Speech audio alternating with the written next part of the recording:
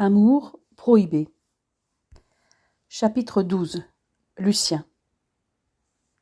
Adeline.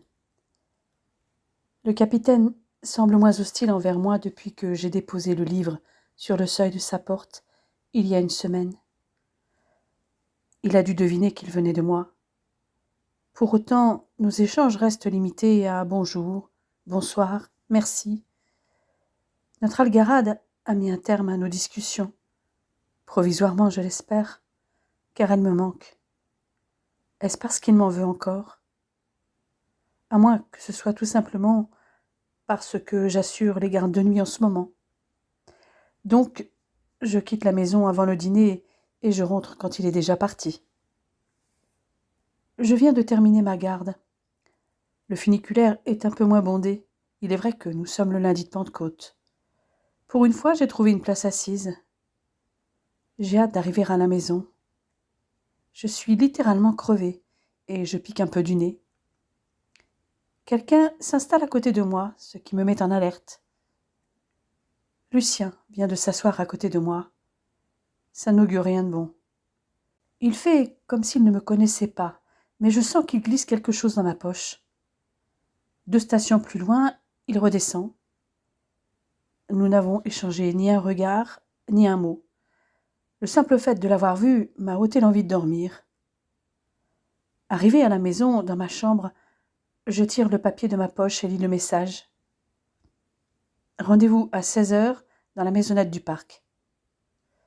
Je sens la colère monter d'un coup. Comment ose-t-il entrer sur une propriété privée ? Qui plus est à une heure où les Allemands risquent d'être encore là. Il est devenu fou. À l'heure dite, je suis au point de rendez-vous, mais mon animosité n'a pas encore décru. Qu'est-ce que tu fais là ? Il a toujours été convenu que les rendez-vous auraient toujours lieu à l'extérieur. Et par où es-tu passé ? Il y a une brèche dans le mur dissimulé derrière le seringa. T'inquiète, personne ne m'a vu. Je boue intérieurement. Ce type m'exaspère. Pourquoi faut-il qu'il soit notre agent de liaison ? Ne t'avise pas de recommencer, le temps sais-je. Sinon quoi ? Tu me dénoncerais auprès de tes nouveaux copains comme une collabo ? Je frissonne. Je sais le sort qui sera réservé aux collabos à la fin de la guerre, si toutefois elle finit un jour. Lucien me scrute. Son regard m'a toujours dérangée. À chaque fois que nous nous rencontrons, je me sens mal. La sueur dégouline le long de ma colonne vertébrale. Ça ne date pas d'aujourd'hui. Je le connais depuis des années, bien avant la guerre. Je devais avoir 16 ans, quand Octave, alias Lucien, a voulu m'embrasser de force, au bal du 14 juillet, sous prétexte que c'était mon anniversaire. Ce jour-là, je l'ai giflé de toutes mes forces, et je suis partie en courant. Je n'ai jamais rien dit à personne. J'avais trop honte. Puis il est parti pour ses 2 années de service militaire, à l'automne 1937, avant d'être mobilisé en septembre 1939. Il n'est revenu qu'après l'armistice en juin 1940. Tu me fais courir des risques en venant ici, abruti. Les Boches ne se méfient pas de toi, Aglaé. Encore moins le beau Bastian Alderman. D'ailleurs, ils ne doivent même pas penser que qui que ce soit dans la villa puisse faire un pas de travers sous leur nez. Bon sang, il fourre vraiment son nez partout. Pour autant, il ne peut savoir ce qui se passe avec Bastian, sauf s'il nous a espionnés dans le parc, ou si quelqu'un de la villa lui en a parlé. D'un seul coup, je sens une boule dans ma gorge, qui m'empêche de respirer normalement. Mon ventre se noue. Et pour quelle raison est-il venu jusqu'ici ? C'est peut-être là que tu te trompes. Au contraire, ils se méfient peut-être, car comme ils vivent sous mon toit, ils savent pertinemment que la résistance peut être tentée de m'approcher pour glaner des informations. Eh bien, justement, poursuit Lucien. Depuis la fusion du réseau, on nous demande de faire du renseignement. Tu devrais t'y mettre pour servir ton pays. Ta relation avec ton Bosch pourrait nous permettre d'avoir des infos sur les fortifications de la côte. Nous y voilà. Je sais que Jean-Pierre, dont ce n'est pas le vrai prénom, tout comme Lucien n'est pas celui de mon interlocuteur, est celui qui a le contact avec le réseau anglais Salesman 1, et que nous avons un nouveau chef de groupe. Ma réponse fuse. Je refuse. Être agent de liaison pour les faux papiers me suffit. Moi et mon père prenons déjà pas mal de risques. Vous avez déjà des hommes qui se sont engagés comme travailleurs volontaires pour ce genre de renseignements. Ce sera sans moi, Lucien. Il y a encore quelques semaines, j'aurais peut-être dit oui. Mais tout a changé depuis que le Hauptmann Alderman s'est présenté un beau matin. Je ne veux pas trahir la confiance de Bastian. Et ce qui se passe entre nous ne regarde que nous. Très bien, Aglaé. Je vais faire remonter l'information. Je ne suis pas sûre que ça plaise.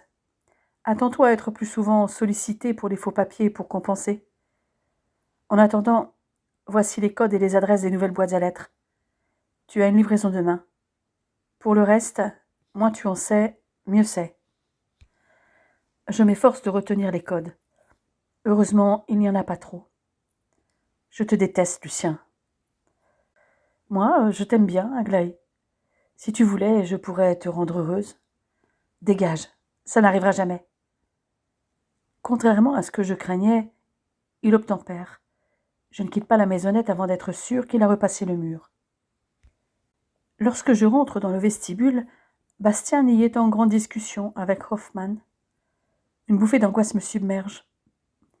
Et si un de nos pensionnaires avait vu Lucien? Je maîtrise mes tremblements et leur fais un signe de tête en passant. Il est déjà 22 heures. J'ai peu dormi après ma garde. Après une toilette rapide, j'enfile ma nuisette et je m'apprête à me coucher, quand 3 coups frappent en douceur la porte de ma chambre. Pieds nus, je vais jusqu'à la porte pour ouvrir. La silhouette de Bastien se dresse devant moi dans la pénombre. Il affiche un air sombre et sérieux qui ne me dit rien qui vaille. Le sang me bat aux tempes. Je le laisse entrer et je ferme la porte à clé derrière lui. Que se passe-t-il, Bastien? Tu as l'air soucieux. J'ai entendu que les contrôles allaient être renforcés dans les écoles, les lycées, les orphelinats. Je voulais déjà t'en parler après le pique-nique. Et puis, nous nous sommes disputés. Je pâlis en entendant parler de contrôles. Je ne sais pas quand auront lieu ces contrôles. Ce ne sera peut-être qu'à l'automne. Mais il faudrait que je voie les papiers d'Anna et des filles. Rassure-toi, je veux juste t'aider. Qu'est-ce que tu insinues? Je déglutis avec difficulté. Adeline, je ne suis pas aveugle.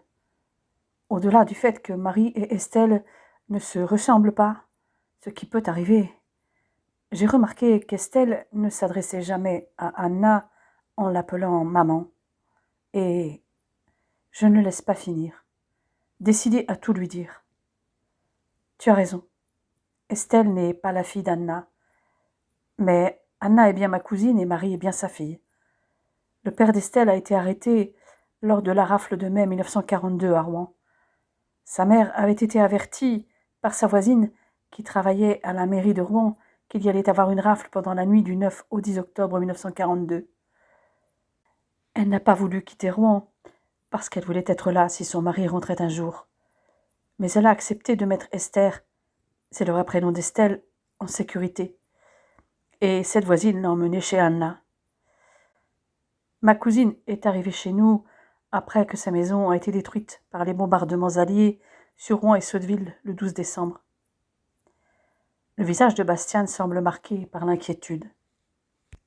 C'est bien ce que je pensais. Tu sais qu'aider des Juifs et être en contact avec la résistance est extrêmement dangereux. Mon cœur se serre. Est-il sincère? Cherche-t-il vraiment à me protéger? Mais Bastien m'a déjà prouvé que je pouvais lui faire confiance, comme lorsqu'il a détruit le tract qu'Estelle avait dans sa poche. Je sais que c'est très risqué, mais je ne peux pas rester sans rien faire. C'est une enfant, Bastien. Elle est innocente. Nous devons la protéger, empêcher qu'elle subisse le même sort que ses parents, car Dieu sait où on les emmène. Tu as conscience qu'Amélie, Josette et Jean sont autant en danger? Nous sommes tous d'accord pour faire ce qui nous semble juste. Nous sommes tous conscients des risques. Bastien pousse un grand soupir avant de continuer. Tu as un grand cœur, je le savais déjà. Mais fais attention à toi. Je t'en supplie, Lina. Je serai prudente, je te le promets. Au moindre faux pas, tu peux être arrêté. Et si tu tombes dans les mains de la Gestapo, je ne pourrai pas faire grand-chose. Je n'ai pas ce pouvoir. Marthe a la réputation d'être implacable.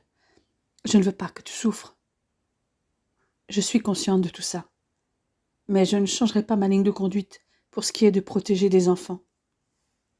Fais ce qui te semble juste, Adeline. J'essaierai de veiller sur toi.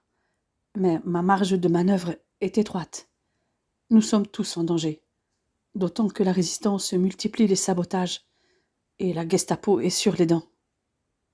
Tous? Que veut-il dire? Je n'en saurais pas plus. Je préfère me taire, m'approcher de lui et enrouler mes bras autour de son cou, dans lequel je niche ma tête. Il ne réagit pas de suite. M'en veut-il encore? D'autant que j'ai encore aggravé mon cas. Non, il m'étreint avec force. Je relève la tête et croise son regard brûlant. Ses lèvres effleurent les miennes, puis sa bouche se fait plus pressante. Nos langues se caressent.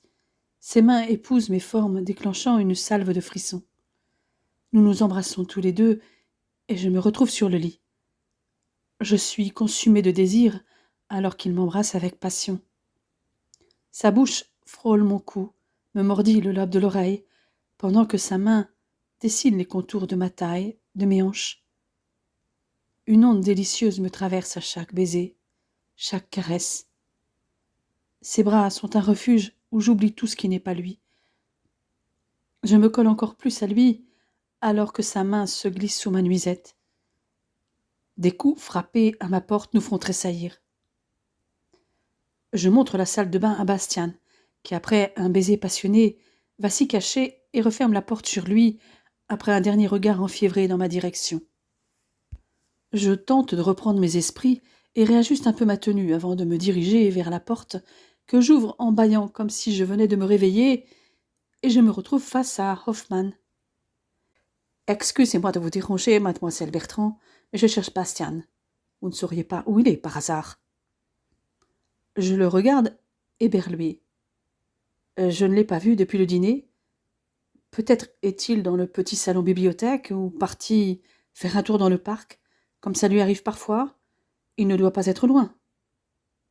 Il hoche la tête et bredouille un merci avant de se diriger vers l'escalier. Je referme la porte doucement après une profonde aspiration. Bastien ressort de la salle de bain. Ses cheveux sont un peu ébouriffés, et le sourire lumineux qu'il m'adresse provoque en moi des sensations indescriptibles. Des sensations qui se démultiplient en devinant l'érection qui déforme son pantalon. Je fais semblant de ne rien voir et me rapproche de lui pour caresser son torse. Décidément, vous êtes toujours fourrés ensemble tous les deux. Quoi? C'est une expression, Bastien. Ça veut dire que vous êtes toujours ensemble, dis-je en me pressant contre lui. Pire que des amoureux, ajoutai-je taquine. Herrgott, s'exclame mon capitaine. Pas de danger. Il n'y a pas de pire homophobe que Hoffmann. Tu sais ce que Freud disait des homophobes? Que ce sont des homosexuels refoulés, je sais. Mais, dites-moi, capitaine, vous avez osé lire un auteur interdit? Bastien se met à rire doucement en m'enlaçant pour un long baiser. C'est malin de m'avoir mis ça dans la tête, Fräulein Bertrand. Bon, je vais y aller. Du moins, quand je serai présentable, précise-t-il, en baissant les yeux vers son pantalon. Bon courage, lui lançai-je avec un sourire en coin, en retournant vers mon lit.